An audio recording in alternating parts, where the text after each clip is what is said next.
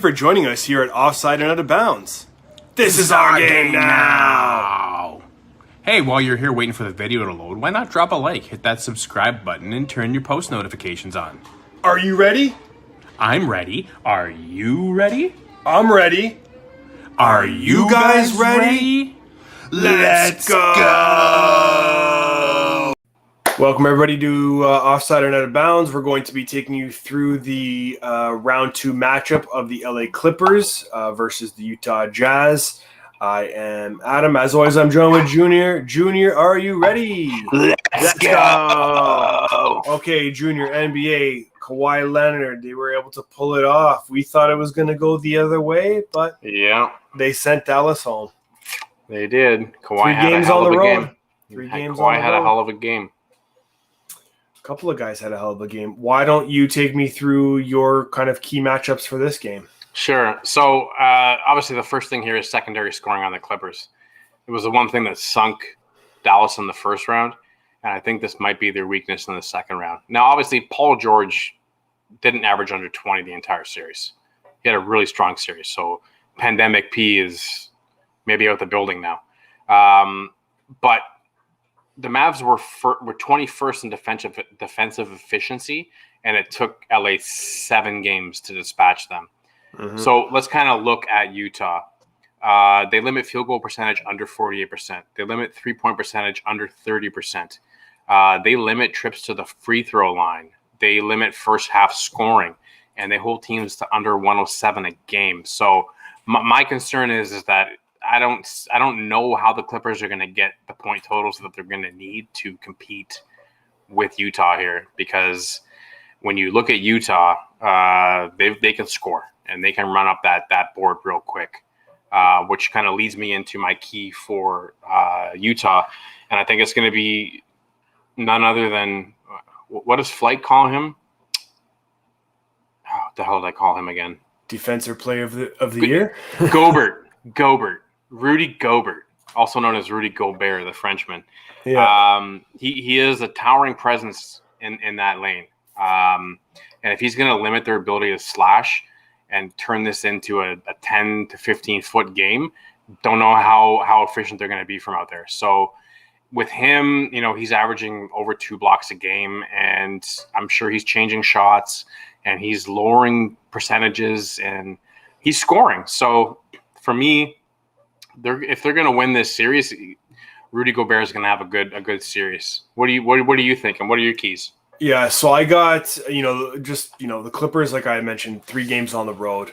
That's huge for them. Kawhi was unbelievable. Momentum is on their side going into this matchup.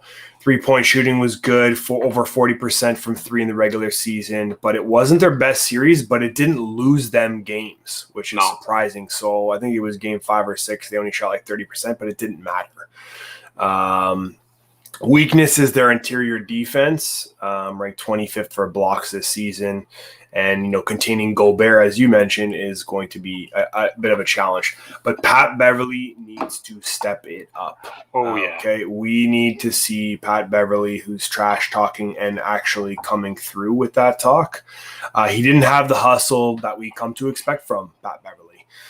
So he needs to be better defensively, but he also needs to be able to contribute on the offensive side of things. So he's kind of my key piece for the Clippers if they want to be successful. You can expect Kawhi to be great, and hopefully Paul George continues to contribute on that end, as he deserves to actually get some credit in the playoffs and play well.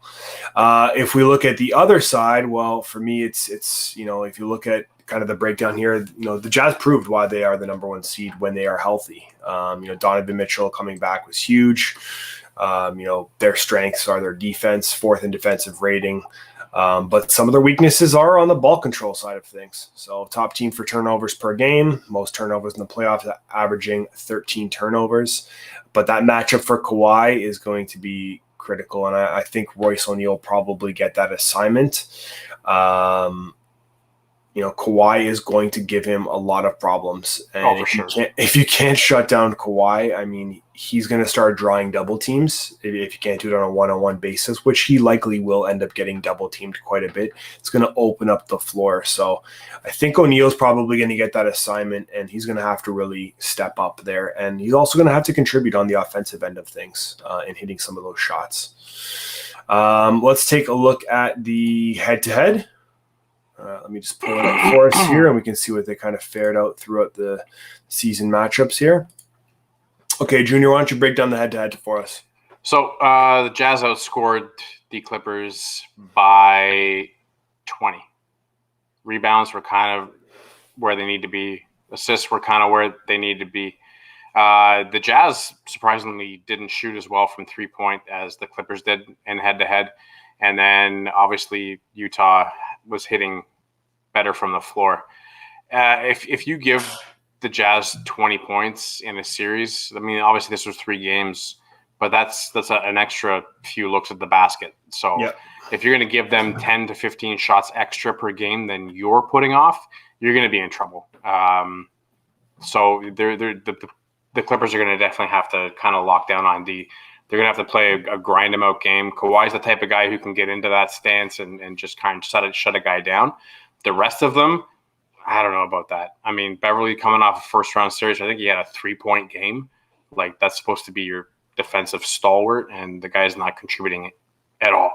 Yeah. So they need to get a full contribution from the full panel if they're going to compete with Utah. Okay, so if we're looking at the ultimate kind of breakdown here, who do you think is going to win this series? And maybe how deep you think it's going to go?